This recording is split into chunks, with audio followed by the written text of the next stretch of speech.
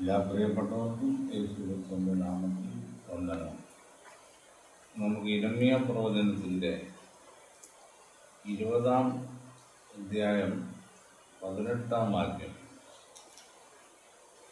അതിൻ്റെ അടിസ്ഥാനത്തിൽ ചില കാര്യങ്ങൾ അല്പനേരം ചിന്തിക്കാം. കഷ്ടവും സങ്കടവും അനുഭവിച്ച് ജീവിതകാലം ലജ്ജയിൽ കഴിച്ചുകൂട്ടേണ്ടതിന് ഞാൻ ഉദരത്തിൽ നിന്ന് പുറപ്പെട്ടു വന്നത് എന്തിന്? ഇരമ്യ പ്രവാചകന്റെ ഒരു ചിന്തയാണ്, ഒരു ചോദ്യ രൂപേണ മനസ്സിൽ ഉദിക്കുന്ന ഒരു വിഷയമാണ്. കഷ്ടവും സങ്കടവും അനുഭവിച്ച് ജീവിതകാലം മുഴുവൻ ലജ്ജയിൽ കഴിച്ചുകൂട്ടേണ്ടത് ഞാൻ ഉദരത്തിൽ നിന്ന് പുറപ്പെട്ടു വന്നത് എന്തിന്? ഇരമ്യാവിനെ കുറിച്ച് അല്പകാര്യം നമ്മൾ ചിന്തിക്കേണ്ടത് ആവശ്യമാണ്. ഇരമ്യ പ്രവാചകന്റെ പുസ്തകം 1-ാം അധ്യായം 4 മുതലുള്ള വാക്യങ്ങൾ വായിക്കാം.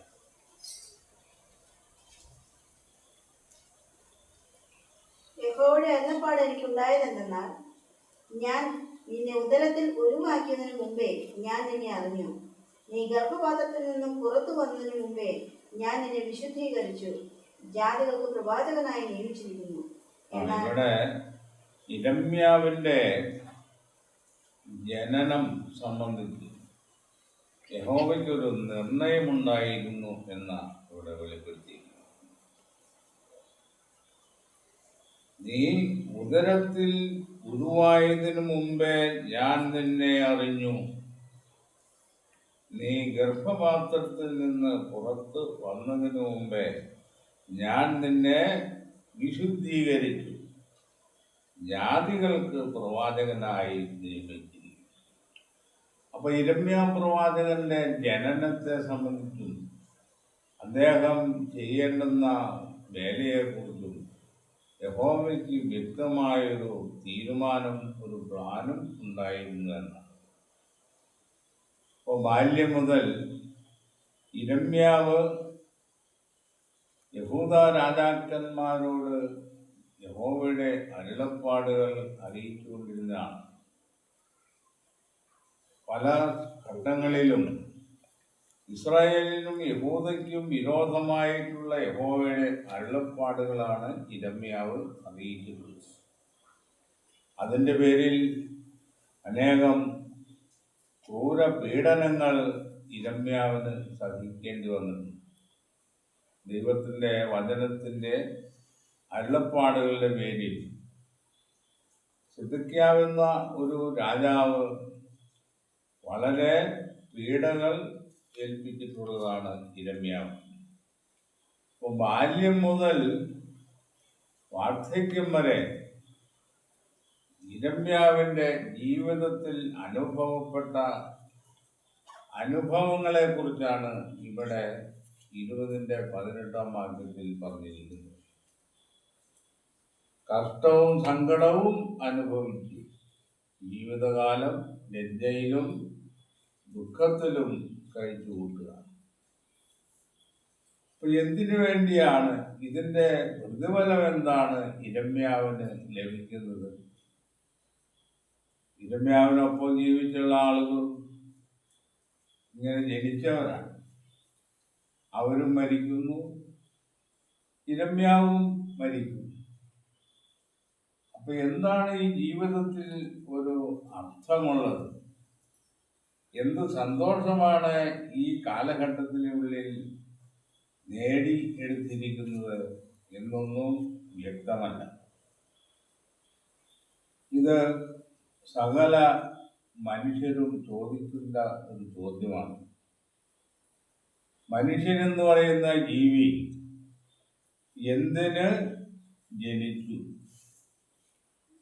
ജനിച്ച് ചിലർക്ക് കുറെ കാലം ജീവിക്കാനുള്ള അവസരം ഉണ്ടാവും, ചിലർ ജനിക്കുമ്പോൾ തന്നെ മരിക്കുന്നു, ചിലർ ആയുസിന്റെ മധ്യേ മരിക്കുന്നു. അപ്പൊ ജനനം മരണം ഈ രണ്ട് വിഷയങ്ങളെ കുറിച്ച് നമ്മൾ ചിന്തിക്കുമ്പോൾ മനുഷ്യൻ മരിക്കുന്നതിന് വേണ്ടി ജനിക്കുന്നു എന്ന് തോന്നുന്ന അവസ്ഥയിൽ തന്നെയാണ്. അപ്പോൾ മരണം ഉറപ്പായിട്ടുള്ള ഒരു കാര്യം തന്നെയാണ് എന്നാണ്. അതുകൊണ്ട് ആളുകൾ പറയുന്നത് ജനിച്ചതുകൊണ്ട് മരിക്കുന്നു എന്നാണ്. പക്ഷെ ഇരമ്യാവിനെ സംബന്ധിച്ച് ദൈവത്തിനൊരു നിർണയമുള്ളതുപോലെ മുഴുവൻ മാനവരാശിയെ സംബന്ധിച്ച് ദൈവത്തിന് കൃത്യമായൊരു നിർണയമുണ്ട്. ഇരമ്യാവിനെ കുറിച്ചുള്ള നിർണയം ഇരമ്യാവ് യഹോവയുടെ വചനത്തിനു വേണ്ടി ജീവിക്കുക എന്നുള്ളതാണ്. അതിന് പ്രതിഫലം കൊടുക്കേണ്ടത് യഹോവയുടെ കടമയാണ്.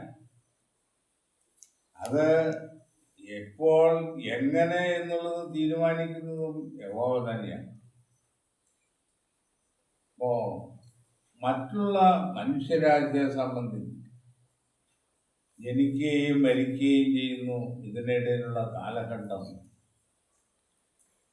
എന്തെല്ലാം കഷ്ടങ്ങളും ദുരിതങ്ങളും അനുഭവിച്ചാണ് ഇന്നുവരെയും മനുഷ്യരാശി കഴിഞ്ഞു പോന്നിട്ടുള്ളത്. അപ്പൊ എന്താണ് ജീവിതത്തിന്റെ ലക്ഷ്യം? എന്താണ് ജീവിതത്തിന്റെ അർത്ഥം?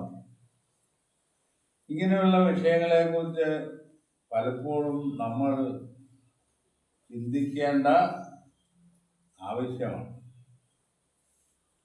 പലർക്കും ഇതിന് ഉത്തരം കണ്ടെത്തുവാൻ കഴിയുന്നില്ല എന്നുള്ളത് വലിയ ഒരു വസ്തുതയാണ്. അപ്പോൾ ദൈവം മനുഷ്യരാശിയെ സംബന്ധിച്ച് ഉദ്ദേശിച്ചിരിക്കുന്ന കാര്യം എന്താണ്? ഏദൻ തോട്ടത്തിൽ മനുഷ്യന്റെ ശിക്ഷാ നടപടികളെ കുറിച്ച് പറയുമ്പോൾ പാപം ചെയ്താൽ നീ മരിക്കുമെന്നാണ്.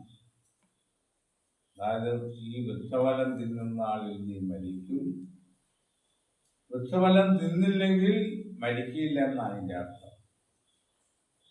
അപ്പോൾ ഒരു അനുസരണക്കേട് മനുഷ്യരാശിയിൽ സംഭവിച്ചത് കൊണ്ടാണ് മരണം കടന്നുകൂടിയത്. അല്ലെങ്കിൽ മനുഷ്യരാശിക്ക് മരണത്തിന്റെ ആവശ്യമില്ല. അപ്പൊ ഈ അനുസരണക്കേട് ഒരു വലിയ ഗുണം ചെയ്തു എന്നുള്ളതാണ് മറ്റൊരു വസ്തുത. നന്മതിന്മകളെ കുറിച്ചുള്ള അറിവ് ലഭിക്കുവാൻ ഈ അനുസരണക്കേട് കാരണമായി തീർന്നു. അപ്പൊ നന്മയുടെയും തിന്മയുടെയും അനന്തര ഫലങ്ങൾ നേരിട്ട് അനുഭവിച്ചറിഞ്ഞ് മനുഷ്യൻ മരിക്കുക എന്നുള്ളതാണ് ദൈവത്തിന്റെ ഉദ്ദേശം. ഇരമ്യാവ് അങ്ങനെ തന്നെയാണ്. ഈ ഒരു ഉദ്ദേശത്തെ സംബന്ധിച്ച് ദൈവമക്കളെ സംബന്ധിച്ചും അല്ലാത്തവരെ സംബന്ധിച്ചും ഒറ്റ വിഷയം മാത്രമേ. നന്മ ചെയ്യുന്നവരും തിന്മ ചെയ്യുന്നവരും ജനിക്കുന്നു. ജീവിത സാഹചര്യങ്ങളിൽ കൂടി നന്മ തിന്മകൾ അനുഭവിച്ചറിഞ്ഞ് മരിക്കുന്നു എന്നുള്ളതാണ്.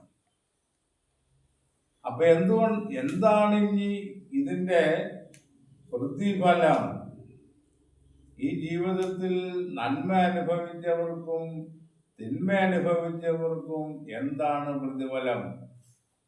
അതെന്നാണ് ഈ പ്രതിഫലം നൽകപ്പെടുന്നത്? ഇരമ്യാവിനൊരു പ്രതിഫലം ദൈവം കരുതിയിട്ടുണ്ട്.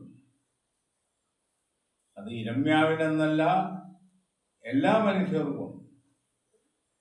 പഴയ നിയമ വിശുദ്ധന്മാര്, പ്രവാചകന്മാര്, പുതിയ നിയമ വിശുദ്ധന്മാര്, ഇവരെല്ലാവരും ഈ ഇരമ്യാവിനെ പോലെ തന്നെ ജനിക്കുകയും ദൈവത്തിന്റെ വചനത്തിനു വേണ്ടി ജീവിച്ചു മരിക്കുകയും ചെയ്തവരാണ്. അപ്പോ നല്ലവർക്കും ദുഷ്ടന്മാർക്കും പ്രതിഫലത്തിന് ഒരു അവസരം ദൈവം കരുതി വച്ചിരിക്കുന്നു എന്നുള്ള വസ്തുതയാണ് നമ്മൾ മനസ്സിലാക്കുന്നത്. അങ്ങനെ മനസ്സിലാക്കി കഴിയുമ്പോൾ ഈ ജീവിതത്തിൻ്റെ ലക്ഷ്യം എന്താണെന്ന് നമുക്ക് ബോധ്യമാവും.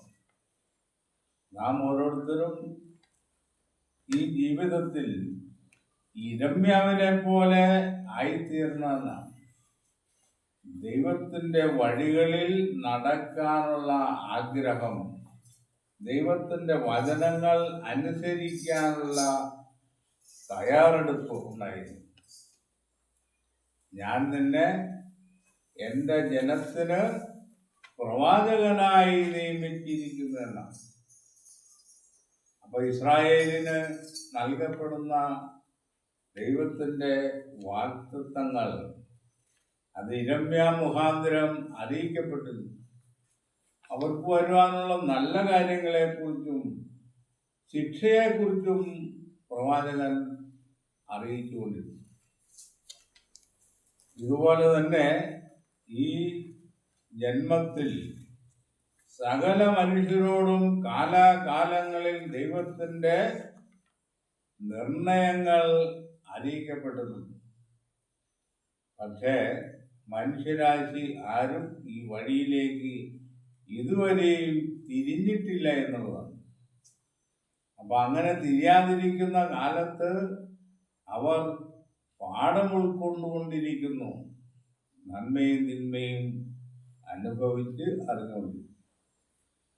ഇനി ഈ രണ്ട് കാര്യങ്ങളുടെ വെളിച്ചത്തിൽ ഭാവിയിൽ ഒരു സമയത്ത് മുഴുവൻ മനുഷ്യരാശിയെയും ഈ ഭൂമിയിലേക്ക് വീണ്ടും കൊണ്ടുവന്നിട്ട് നന്മ ചെയ്തവർക്ക് അതിൻ്റെ അനുഗ്രഹം നിത്യജീവനും, തിന്മ ചെയ്തവർക്ക് അതിൻ്റെ പ്രതിഫലം ശിക്ഷയും നൽകപ്പെടുമെന്ന്.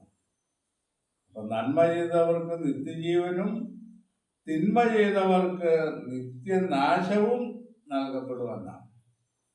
അപ്പോൾ ദൈവഭക്തന്മാരും അല്ലാത്തവരുമായിട്ടുള്ള എല്ലാവരും ഈ ആയുസ്സിൽ നന്മ തിന്മകളെ അറിഞ്ഞ് മരിക്കുക എന്നുള്ളതാണ് ദൈവത്തിൻ്റെ ലക്ഷ്യം. ഈ ജീവിതത്തിൽ സന്തോഷം കണ്ടെത്തുവാൻ മാനവരാശി ചെയ്യുന്ന പാടുകൾ നിസ്സാരമല്ല.